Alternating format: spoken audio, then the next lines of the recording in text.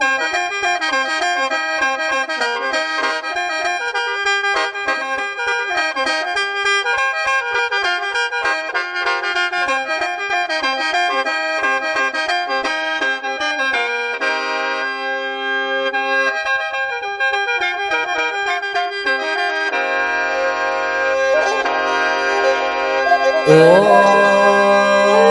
ยละน้องตกมาถึงสมัยนี้การค้าขายกะบ่ดีเศรษฐกิจได้ตกต่ำผู้หาเศร้ากินคำเฮ็ดจังไหนสิอยู่ได้จังไหนน้อจังเสียรวยจังไหนน้อจังเสียลุงเอ้ยเอ้ยน้องโอ้ยละนา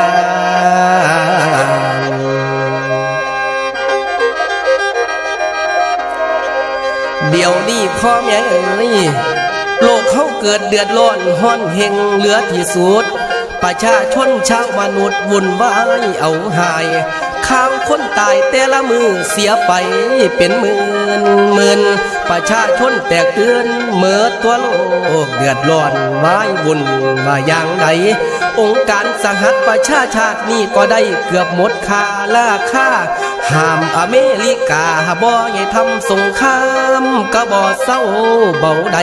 เกิดวัดไอกะปานนี้มีหลายเกิดพยาธิโรคอุบาทเกิดขึ้นยาแก้กะบ่มีจังว่าในเดี๋ยวนี้ตกวางกะลิยุคความเจริญสูงสุดโลกเฮาได้เศร้าไว้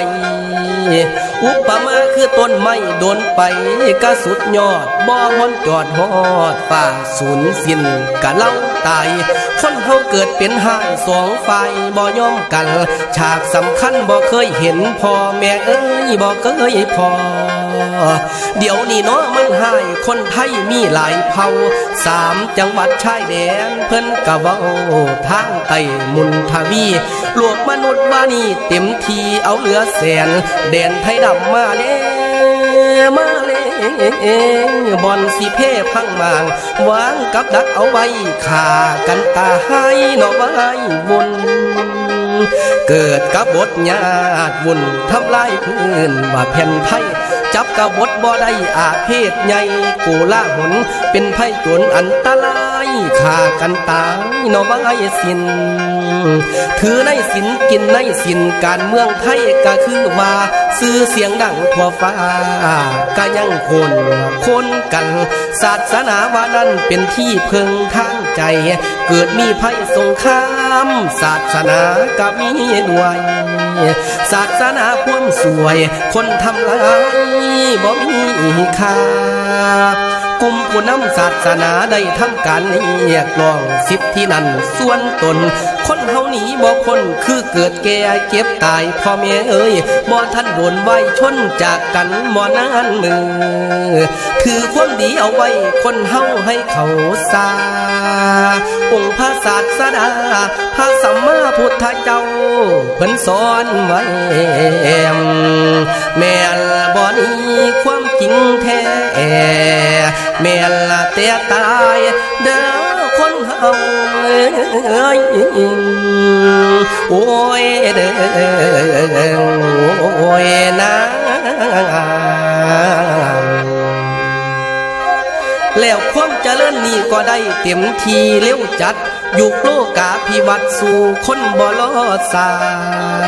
การศึกษาก้าวหน้าหลายแนวปฏิรูปความรู้สูงก้าวหน้ามาเรื่อยอยู่บ่เศร้าอันนี้เจ้าให้มนุษย์ใจสูงการปกครองของคนยากหลายสมัยนี้ไผก็ว่าตัวดีบ่ออมซ้อมกันไว้มีไปอยู่ทั่วโลกมันจังเกิดเดือดร้อนวายวุ่นอยู่ทั่วไปชิงอำนาจนี่ก็ได้มีทั่วหัวละแหงเพราะประชาธิปไตยเบ่งบานขาวจ้าพาให้คนเฮาฮู้ว่าตัวเองก็มีค่าถ้าทำผิดก็ประท้วงระวังไว้รัฐบาลทุกท่านคงได้เบิ่งโทรทัศน์ถ้าผิดใจประชาชนหมู่ค คนเขาประท้วงสิขัดขวงเอาไว้ทำบ่ดีสิตีทรง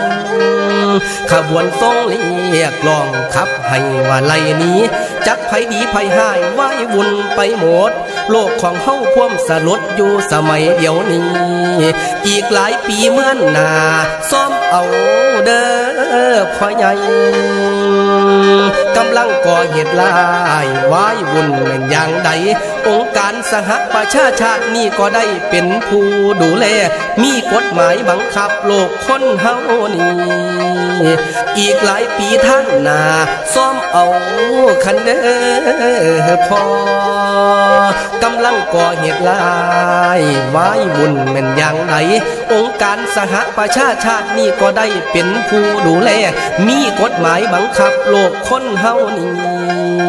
ไผทำดีทำลายประชุมกันจากทั่วโลกแต่เดี๋ยวนี้ก็ยงโจรหายกะบ่ฟังประชุมกันแต่ละครั้งเรื่องอาวุธนิวเคลียร์เกาหลีเหนือก็บ่ยอมเว้ากันตั้งหลายครั้งโลกสิพังทลายใหม่เหตุการณ์ใดบ่ได้สั่งเฮ็ดอีหยังก็บ่ได้ไผหายกะบ่เศร้าประเทศอิหร่านอีกเจ้าสร้างอาวุธนิวเคลียร์ว่าป้องกันตนเองจังใดเป็นแนวนั้นเพราะมันผิดทางด้านกฎหมายระหว่างชาติประกาศแล้วก็แล้วเศร้าด้านว่าซอยเหลือเดี๋ยวนี้เสื้อบ่ได้ทั่วโลกเมืองมนุษย์จักสิหยุดแนวใดต่อไปล่ะคุณป่าสหรัฐอเมริกาเกือบสิหมดทางแก้คนเฮาอยากเป็นใหญ่ปราบอิรักแล้วก็ได้ไพ่หายกะบ่เศร้าเลิกอิรักแล้วเจ้ายังเขตเกาหลีเหนือสร้างอาวุธนิวเคลียร์มากมายหลายล้นพากันขนไปถิ่มทหารตายนอนหลายหมื่นจักปานใดสิฟื้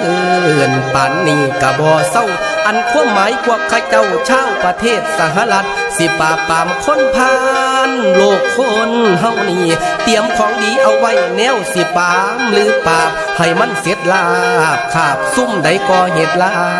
ย7 มือสิเกิดผลอาวุธมีมาวนทั่วโลกเมืองมนุษย์จักสิหยุดแนวใดต่อไปละภายหน้าในโลกาความวุ่นชาวประชาสิแตกทองไผก็มีพี่น้อ